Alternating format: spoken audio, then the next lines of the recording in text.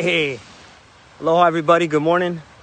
Breakfast at the bay. We're down here at Waimea this morning.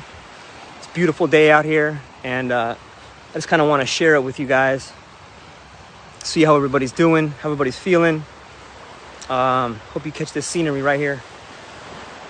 It's we kind of got the mouth open today of the bay. Oh, can you guys see this?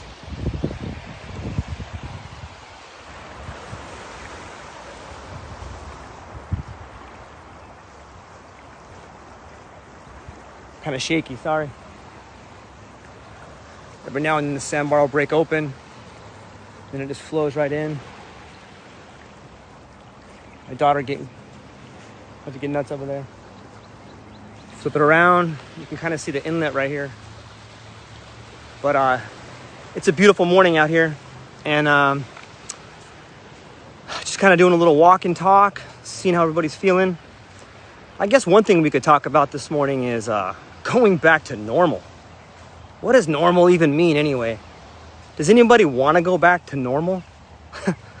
I mean, all of our lives have been incredibly changed by everything that's happened to us. And to say that this is a unique time is to understate it.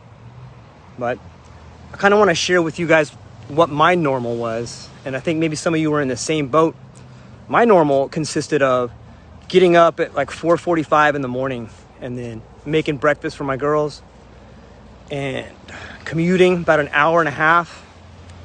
You know, I would wake up 4:45, make breakfast, be at the door by 6, and then I would take my little girl to school, which is like an hour away. And like that was the only real time. It's so sad. That was like one of the most meaningful times I had with her, was like an hour in the morning in the car. And you know, we made the most of it. And here's like a little quick tip that I did to make the most of that. If you find yourself with only a commute time with your kid, I hope you make the best of it. And here's what we did. We invented like an invisible friend. This guy's name was Earl. And, you know, I pretended to pick him up one day. And she's like, "What are you doing, Dad?" I'm like, "Oh, we're picking up your friend." She's like, "What friend?" I'm like, "Your invisible friend." And I go, "What's his name?" And she goes, "Oh, his name's Earl." And from that point forward, every day for that hour we would talk about things. And we would use the invisible friend Earl to bring up situations that, you know, she might encounter. And it made it fulfilling, but I think it also made it like heartfelt. And after a while, she began telling me things that happened to her at school, but then she began telling me things that happened to Earl at school. And it was pretty much a metaphor for what happened to other kids. And she's like, "Hey, Dad, what if Earl did this? What would you do?" And it just really opened up a lot of dialogue, and it really made the best of that hour ride. You know, it made it fulfilling for me, and it helped open up the dialogue. Open up the dialogue for us to, you know, just talk about things that she cares about and I care about. And so going back to the normal, it was basically 4:45, leave the house at 6, drop her off at school, turn around, go to work. And then I would start my work at, you know, like 8:45, and I work a 12-hour shift. So by the time I got home, it was like 9:45 or 10. And, you know, I don't even see my wife or my kid after that. And it's so hard to be in a relationship where there's no communication. And when you're working a schedule where both people are trying to work to bring in an income, when you're making a schedule where, you know, you're trying to do the best for your kid and you're trying to be the best father or mother you can be and the best husband or wife you can be, you got to have time. And if you don't have time, well then, you know, your relationship's going to suffer. So when everything hit, you know, everything got topsy-turvy, and a lot of people are out of work. A lot of people find themselves not being able to go back to a job or go back to normal. And, you know, I think a lot of those jobs are gone forever. It's unfortunate if you look at it that way. But what's fortunate about it is that this is an opportunity to fundamentally change your life for the rest of your life. You know, you can reinvent yourself, and you can truly make the necessary changes in your life that you've always wanted to make. You know, some of the most difficult times in our life are also the opportunity for change. And look, man, I know most of you people out there, and I know every one of you has dreams and passions, and some of you are living those right now. And some of you want to live them, and you will live them, but you just got to take that next step. So when we talk about normal, I want you to envision a new normal. What would your life be like if you could have everything you've ever wanted in it? What would your life be like if you made a conscious decision to take that chance? You know what? Now is the time. You can have that life that you've always wanted. It's not going to come easy.